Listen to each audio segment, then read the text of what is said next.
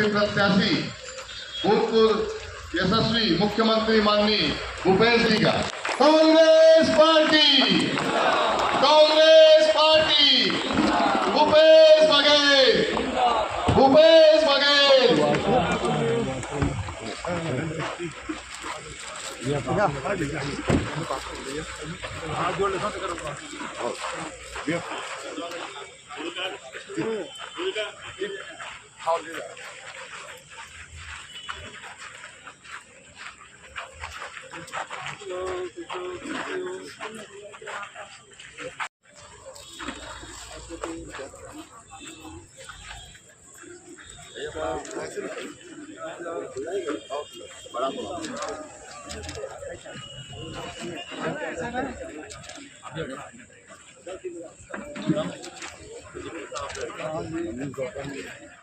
तो नहीं दे वो चिड़चिड़ा।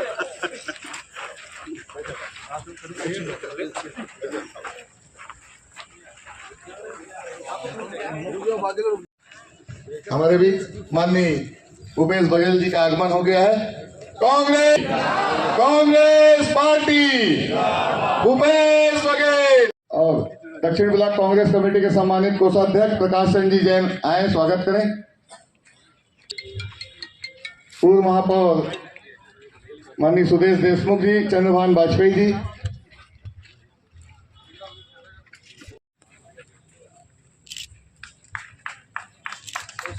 आज हम सूर्यकांत हमारे शहर की प्रथम नागरिक महापौर श्रीमती हेमा सुदेश देशमुख जी से आग्रह आए और लोकसभा के प्रभारी माननीय दीपक दुबे जी और विधानसभा के प्रभारी माननीय ब्रजेश शर्मा जी माननीय भूपेश बघेल जी का स्वागत अभिनंदन करें। इसके पश्चात जिला ग्रामीण कांग्रेस कमेटी के सम्मानित अध्यक्ष भागवत साहू जी आए, पुष्पगुच्छ भेंट करें। इसके बाद ब्लॉक अध्यक्ष सूर्यकांत जैन जी स्वागत करेंगे। कैसा हो आज आप सब को जैसे कि जानकारी है, आज हम सब हमारे पूर्व यशस्वी मुख्यमंत्री आदरणीय भूपेश बघेल जी जो कि लोकसभा राजनांदगांव जिले के प्रत्याशी हैं और आज उनकी यहाँ पर सभा है दक्षिण ब्लॉक की और हम सब एक साथ हम यहाँ पर उनके मार्गदर्शन में कैसे हमको आगे क्या करना है और कैसे हमारी चुनाव की तैयारी है उस बाबत इकट्ठा हुए हैं। अखिलेश बंजारे जी,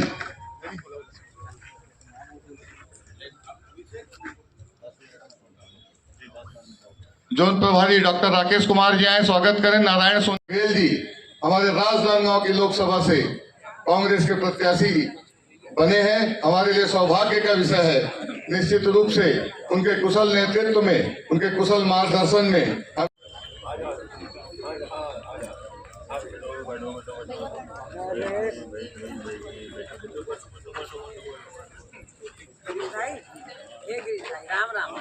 सभा से हमारे कांग्रेस के विधानसभा प्रत्याशी आदरणीय भैया गिरीश देवांगन जी, बहुत ही सम्मानित दीपक दुबे जी, बहुत ही सम्मानित आदरणीय पटीला जी और आदरणीय साथियों, आज राजनांदगांव शहर कांग्रेस कमेटी के द्वारा आयोजित ब्लॉक कांग्रेस कमेटी के ये दो है कि एक है दक्षिण ब्लॉक के कार्यकर्ताओं की बैठक में उपस्थित होने का अवसर मुझे प्राप्त हुआ। वैसे आज मिला के लगभग 6 विधानसभा हमारा कंप्लीट हो जाएगा। 2 पंडरिया और कवर्धा विधानसभा कल और परसों में हम लोग कंप्लीट कर लेंगे। अभी जितने भी हमारे लोकसभा क्षेत्र में ब्लॉक स्तरीय हमारे बैठकें हो चुकी है, जिसमें बूथ के, सेक्टर के, जोन के अध्यक्ष और प्रभारी उपस्थित हुए, ब्लॉक के पदाधिकारी, जिला के पदाधिकारी, साथ ही युवा कांग्रेस, महिला कांग्रेस, सेवा दल, NSUI के पदाधिकारी, बहुत सारे अन्य संगठन के सब साथी लोग उपस्थित थे और जनप्रतिनिधि भी वहाँ उपस्थित रहे हैं। आदरणीय साथियों, कि कैंडिडेट डिक्लेयर होने के बाद 2 दिन तक ये लगातार साथियों का मेरे निवास में आगमन हुआ, बहुत सारी बधाइयाँ मिली। लगातार विभिन्न क्षेत्रों में, विभिन्न शहरों में, ग्रामीण अंचलों में भी लगातार पटाखा फूटने और मिठाई बांटने की भी जानकारी मिलती रही। बहुत उत्साह साथियों में रहा है और ये उत्साह आपने बना के रखा, इसके लिए मैं सभी साथियों को हृदय से धन्यवाद देता हूँ। सबका आभार है। ऐसी आदमी की वो ताकत है, व्यक्ति की वो ताकत है जो उसको जीत में परिणत किया जा सकता है, और पहले ही दौर में आपने वो बढ़त हासिल कर ली है। राजनांदगांव की चर्चा न केवल छत्तीसगढ़ में बल्कि देश में पहले दिन ही जब टिकट डिक्लेयर हुआ तो जहां वायनाड से आदरणीय राहुल जी की टिकट मिलने की चर्चा हुई, शशि थरूर की चर्चा हुई, वेणुगोपाल की चर्चा हुई, वहीं राजनांदगांव की चर्चा राष्ट्रीय स्तर पर हुई है। वैसे भी राजनांदगांव का अपना स्थान बहुत ऊंचा रहा है, चाहे वो साहित्य के क्षेत्र में हो, चाहे कला के क्षेत्र में हो, चाहे संस्कार के मामले में हो, और चाहे वो खेल कूद के मामले में हो। हॉकी के माध्यम से पूरे राष्ट्रीय और अंतर्राष्ट्रीय स्तर पर नांदगांव की पहचान रही है। वहीं इंदिरा कला संगीत विश्वविद्यालय खैरागढ़ भी आपके ही खाते में जाता रहा है, उसके नाम से आपने उसकी पहचान, नांदगांव की पहचान पूरे विश्व स्तर पर रही है। देश में जिन इलेक्शन कमीशन वेबसाइट में जिन नाम उजागर करे कौन कौन कत्ता पैसा दे, उनमें सबसे ज्यादा पैसा कौन दे, कौन जानता? Future gaming 1368 crore. Future gaming मतलब यही महादेव ऐप बरोबर हो रहे हो, है ना? गेमिंग अभी टीम 11 आते का ड्रीम 11 हाँ वो इसने चीनी चंदा मामा है होकर घर छापा पड़ी, समझिए ना? अरे वो पड़ी है ना, ईडी छापा पड़ी तो दूसरा दिन होकर चंदा पर खाता में पहुंच गई, भाजपा वाला खाता में। तो हाँ, चंदा दो धंधा लो, तो प्रोटेक्शन मनी कौन ली? FIR का ऊपर होना चाहिए, मोर पर का और हो भाई।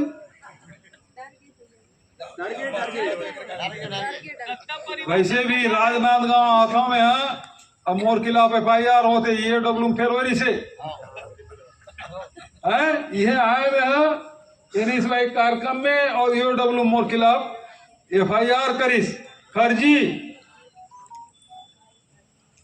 और भारतीय जनता पार्टी सरकार चल। आज फिर राजनांदगांव आया मोर खिलाफ फिर FIR होए, तो संकेत ही है कि दिल्ली में भी भारतीय जनता पार्टी सरकार गिरने वाला, वो जाने वाला, ये संकेत है।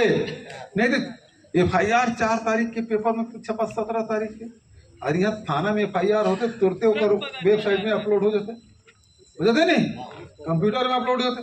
यहाँ 4 तारीख के FIR हुए और पेपर में छपा थे दिल्ली के 17 तारीख इतवार के दिन। एकर मतलब ये डराए कोशिश, हम कब डराने वाला जी? ये तो लइका मन नारा लगाते, क्या नारा है?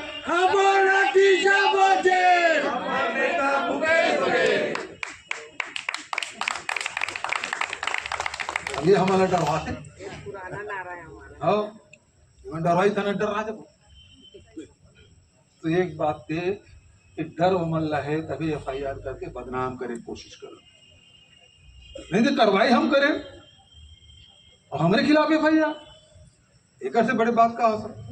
तो आज और बहुत ज्यादा नहीं, और महाराष्ट्र में, उड़ीसा में, मध्य प्रदेश में, आसपास के राज्यों में, देश भर में खिलाया जा रहा है, वहां कोई कार्रवाई नहीं हो रही है। क्या है भैया ये महादेव? सट्टा है दीदी, सट्टा, ऑनलाइन सट्टा। नहीं जाना तो बने हैं लइका माल मत को चक्कर में आते, हाँ मोबाइल में सट्टा के वो खेलते हो, कद को परिवार बर्बाद हो गया। आग परिवार वाला रोहित पता चली तत्काल में FIR कराएं और FIR के निर्देश दें पहला FIR दुर्ग में, फिर बिलासपुर, रायपुर 72 FIR दर्ज कराए। 450 व्यक्ति मन की गिरफ्तारी हुई, 1000 बैंक खाता सीज हुई, 200 से अधिक ATM कार्ड पकड़े गए। अब ओकर बाद FIR मोड़ आरोप का लगा है कि मैं षड्यंत्र करे। दूसरा काम है प्रोटेक्शन मनी लेता हूँ। प्रोटेक्शन मनी मतलब क्या समझता? तुम तो ज्यादा अच्छा समझ, व्यापारी मन है, अपराध छुपाए के मतलब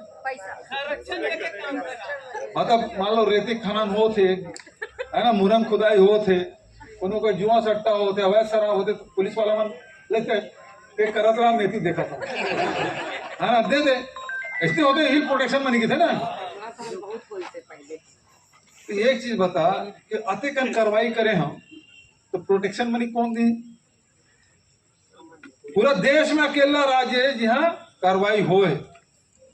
तो भारतीय जनता पार्टी शासित राज्य में एक गिरफ्तारी बता दे मला। प्रोटेक्शन मनी वो मन लेते कि मैं लेता हूं? और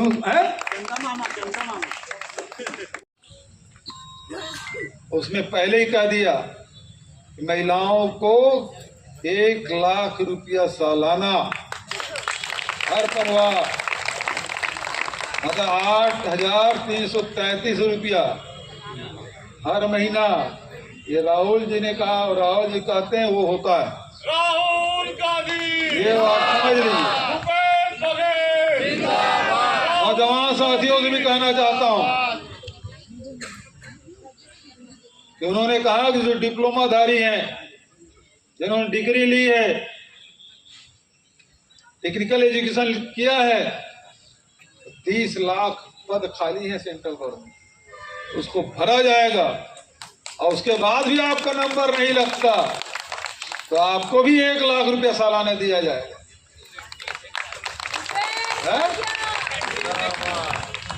हमने दिया ना।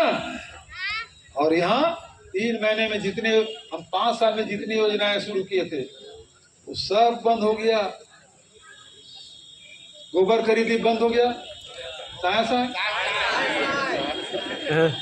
वर्मी कंपोस्ट खरीदी बंद हो गया ना फिर बेरोजगारी भत्ता बंद हो गया, 18 लाख आवास, उज्ज्वला 500 रुपया, ठीक है ना, राजीव अमिताभ क्लब,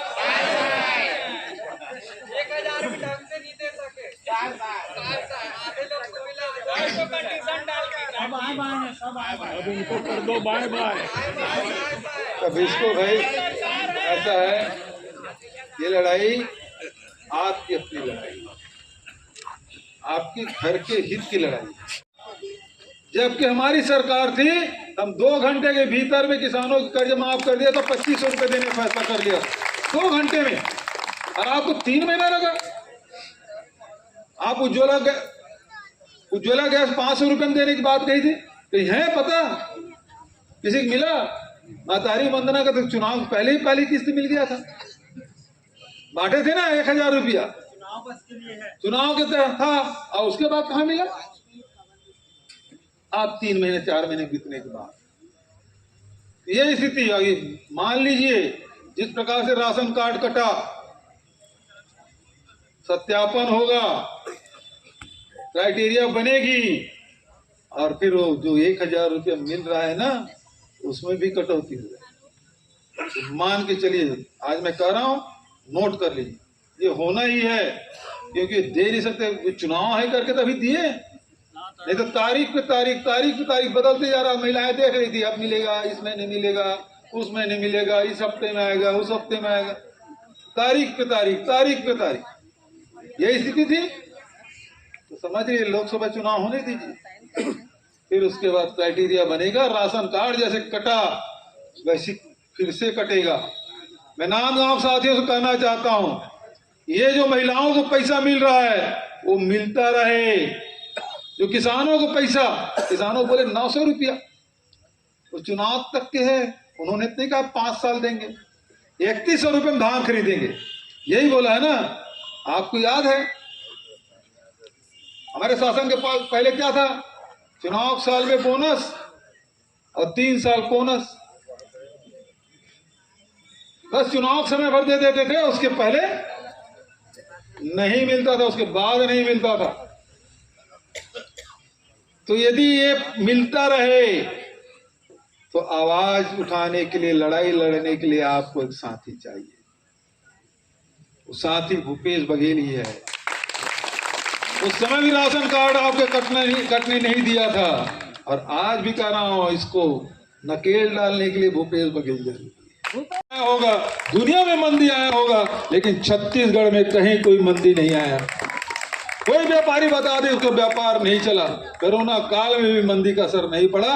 बात पहले और बाद की बात को छोड़ो, क्योंकि उनके ग्राहकों, मजदूरों के पास पैसा था। जो आदिवासी हैं, जो लघु उपज संग्रहण करते हैं, उनके जेब में पैसा था। जो किसान हैं, उसके जेब में पैसा था। और इस कारण से सारे निर्माण के कार्य चले। बहुत सारे रोजगार, चाहे वो बिल्डिंग बनाने की बात हो, चाहे ट्यूबवेल खनन की बात हो, चाहे लेवलिंग करने की बात हो, फेंसिंग करने की बात हो, चाहे जब पैसा आता है तो घर में यदि पंखा है तो कोशिश करते हैं लोग कूलर लग जाए। जिसके घर में कूलर हो वो सोचते हैं मेरे घर में एसी लग जाए। जिसके पास साइकिल है तो मोटरसाइकिल खरीदने लगे, और जिसके पास मोटरसाइकिल था तो चार चक्का गाड़ी भी खरीदना शुरू। और जितनी बिक्री इन 5 वर्षों में हुआ, आप रिकॉर्ड निकाल के देख लीजिए। देश में किसी राज्य में इतनी बिक्री, ऑटोमोबाइल सेक्टर में इतनी बिक्री नहीं हुई। जितने रियल एस्टेट में वृद्धि हुई, किसी भी शहर में आप देख लीजिए तो उसके पहले के रियल एस्टेट में उतनी वृद्धि नहीं हुई जितने इस 5 साल के कार्यकाल में। तो चाहे कोई भी सेक्टर हो, चाहे ऑटोमोबाइल का सेक्टर हो, चाहे ज्वेलरी की बात करें, आप सराफा की बात करें, चाहे रियल एस्टेट की बात करें, कोई भी सेक्टर आप निकाल के देख लीजिए, ग्रोथ हमेशा छत्तीसगढ़ में हुआ है। लोगों की आर्थिक संपन्नता लाने की हमारी कोशिश। और उसी प्रकार से शिक्षा में मेडिकल कॉलेज बात करें, मेडिकल कॉलेज पूरे प्रदेश में कितना था? जब छत्तीसगढ़ बना तो केवल 1 रायपुर में। जोगी जी आए तो 2, दूसरा बना बिलासपुर में। रमन सिंह जी 4 खोले, जगदलपुर में, रायगढ़ में, अंबिकापुर में और नांदगांव में। और 15 साल में खोले, 20 साल में 4, 2, 6। और अकेले 5 साल में 4 खुल चुके और 4 स्वीकृति के प्रतीक्षा में। इतने सारे मेडिकल कॉलेज और हार्टिकल्चर यूनिवर्सिटी, सारे लगातार 6 विधानसभा के ब्लॉक स्तरीय बैठक संपन्न हो चुकी है। आज नांदगांव विधानसभा करके 6 विधानसभा कंप्लीट हो जाएगा। कल कवर्धा और पंडरिया विधानसभा कल परसों में वो भी कंप्लीट हो जाएगा। तो लगातार ब्लॉक स्तरीय कार्यकर्ताओं की बैठकें संपन्न हो चुकी है। अब चुनाव की तारीख भी घोषित हो गया है। हमारे यहाँ नांदगांव में 26 अप्रैल को मतदान होगा और सब लोग अब जुट गए हैं। हमारे प्रदेश में कुछ सीटें बची हुई है कैंडिडेट डिक्लेयर होने की, वो भी मैं समझता हूँ आज अच्छा है, वो सूची भी आ जाएगी तो सभी लोग अब चुनाव में जुट जाएंगे और बहुत अच्छा वातावरण है। और जिस प्रकार से कल राहुल जी ने जो यात्रा, न्याय यात्रा की समापन की और जिसमें सारे जो इंडिया गठबंधन के जितने भी हमारे दल के लोग हैं, नेता लोग हैं, सब लोग उपस्थित थे, लाखों की उपस्थिति थे। और बड़ा संदेश मुंबई के वहाँ से आम सभा से निकली है, उसका लाभ निश्चित रूप से पूरे राष्ट्रीय स्तर पर। कांग्रेस नेता का दर्द छलका है भरे मंच में। कांग्रेस नेता का दर्द छलका है भरे मंच से, उन्होंने कई सारी बातें की आपके सामने, इसको कैसे देखते हैं? मैंने तो उसका जवाब भी दिया। मैंने कहा कि कांग्रेस पार्टी है जहां कहने के छूट मिलती है, सब अपनी बात कह सकते। दाऊ जी, आपके ऊपर FIR हुई है, सामने चुनाव है, क्या आप अग्रिम जमानत के लिए याचिका करेंगे? बिल्कुल नहीं करूंगा मैं। मुझे नोटिस तो दे, पहले मैं जाऊंगा, नोटिस तो दे। क्या आरोप है वो तो पहले समझूं। बिना आरोप के, कोई बिना कारण के FIR कर दिए हैं। जो विवरण है उसमें मेरा नाम को उल्लेख नहीं है, सूची में मेरा नाम डाल दिए हैं। हमने कानून को कड़ा किया है, हमने कार्रवाई की पूरे देश भर में, हमने लुकआउट सर्कुलर जारी किया और भारत सरकार को भी लिखा कि महादेव बंद होना चाहिए। गूगल को चिट्ठी लिखा कि आपके इसमें से कम से कम महादेव को हटा दीजिए, तो हमारे आग्रह पे हटाया गया, लेकिन फिर भी आज भी महादेव सट्टा चल रहा है, डबल इंजन की सरकार में चल रहा है। यदि गलत है चल क्यों रहा है? गलत है तो चल क्यों रहा है? तो अभी प्रोटेक्शन मनी तो फिर कौन ले रहा है? दिल्ली में बैठे हुए लोग ले रहे हैं कि राज्य में बैठे हुए लोग ले रहे हैं? चल तो अभी भी रहा है, बंद हो जाना चाहिए, हुआ नहीं।